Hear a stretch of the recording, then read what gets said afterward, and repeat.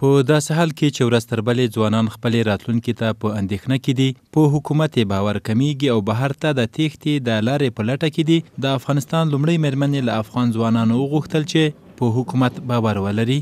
رولا غني چې د پنجشنبې په ورځ ځوانانو د سوداګرۍ په لور یا ایسیک په کلنۍ غونډه کې وینا کوله، وویل حکومت په خپلو کارونو بوخت او د کار په نتیجو پسې ګرځي.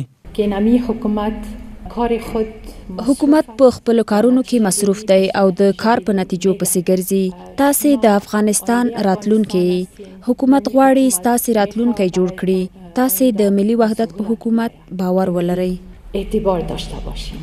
مېرمن غني همدارنګه ځوانانو ته سپارښتنه وکړه چې د هېواد د پرمختګ لپاره سره یو شي، په خپل تاریخ او دین باندې ځان پوه کړي او د خپلې خاورې په وړاندې رسالت ادا کړي.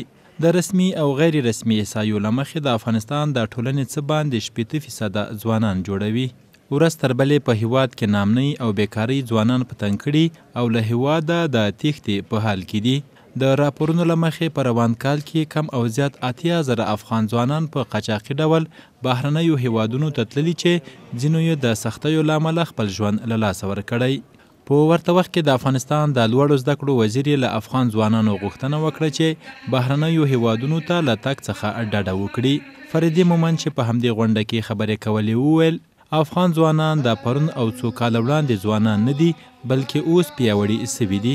جوان امروز کشور ما آگاهتر، تواناتر، متعهد. زموږ د نن ورځې ځوان د پرون په پرتله پوه، لایقه، متحد او تعلیم یافته ده.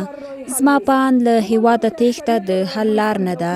څه ډول چې د افغانستان اکثریت ځوانان جوړوي، د راتلونکو سترګې د دوی خواته اوړي. نو د خلکو هیله همدا ده چې ځوانان د خپلې خاورې د ساتنې او خدمت لپاره اوږه په اوږه له یو بل سره له خپل حکومت څخه ملاتړ وکړي، نه دا چې هېواد پرېږدي. دا په داسې حال کې ده چې له دې وړاندې هم افغان ولسمشر او هم اجرایي رئیس له افغان ځوانانو غوښتي وو چې په قاچاقي ډول بهر ته له تګ څخه ډډه وکړي. کارپوهان وایي چې که حکومت د ځوانانو لپاره سالم مصروفیت رامنځته کړي او د هغوی له انرژۍ او وړتیا څخه سمه ګټه واخلي، نو د افغانستان ډیری ناخوالې به له منځه ولاړې سي.